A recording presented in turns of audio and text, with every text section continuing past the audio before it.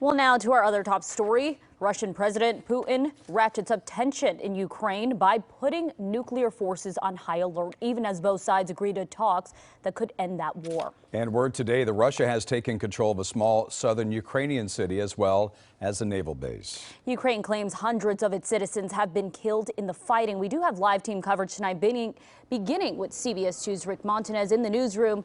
Rick, with the very latest developments. Yeah, Leslie and Jeff, 352 Ukrainian civilians have been killed during Russia's invasion, including 14 children.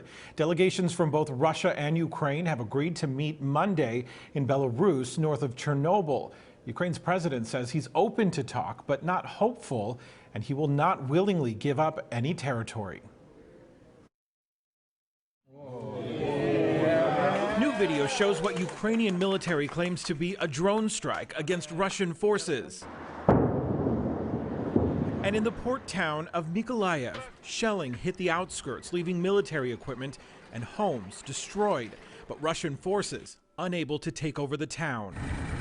Video from a suburb of Kyiv appears to show a line of Russian tanks and armored trucks bombed out and still smoking, an attempt by Ukrainians to slow Russian troops.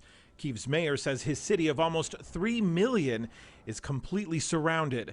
And new satellite imagery shows hundreds of Russian military vehicles only about 40 miles away. Sunday, street fighting broke out in Ukraine's second largest city, Kharkiv, forcing a children's hospital to relocate to an underground bomb shelter.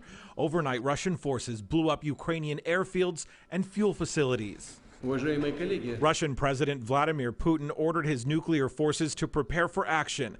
Simultaneously, Russia said it was ready to enter peace talks with Ukraine's President Volodymyr Zelensky. Zelensky agreed but vowed not to give up an inch of Ukraine's territory. The European Union has offered to send help. The European Union will finance the purchase and delivery of weapons and other equipment to a country that is under attack. Tens of thousands of Ukrainians are trying to escape, crowding onto trains, driving towards safe borders, only to wait in long lines or walking miles through the night. This Ukrainian boy teared up, explaining that he and his mother left his father behind to fight. Some Ukrainian men living outside their home country are returning. I just can't sleep calmly. I woke up and I cried.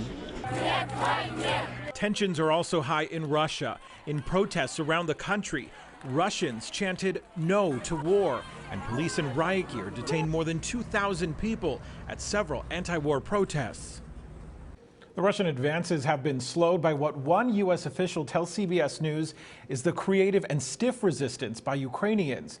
The United Nations will also gather in a special meeting tomorrow as fears rise since Putin put his nuclear forces on high alert. Back to you.